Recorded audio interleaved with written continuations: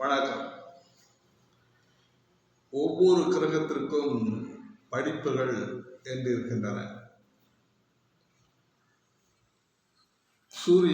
சூரியனை நாம் எடுத்துக்கொண்டால் சூரியனுடைய காரகத்துவத்திற்குரிய படிப்புகள் என்பது சூரியனும் அவருடைய சிம்ம வீடான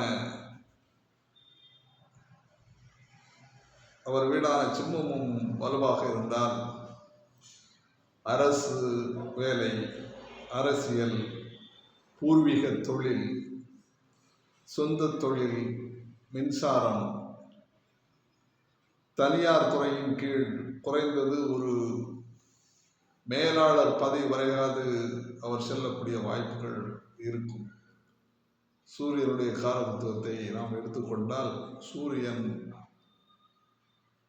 ஆட்சி, உச்சம், நட்பு இந்த நிலைகள் இருக்கின்ற பொழுது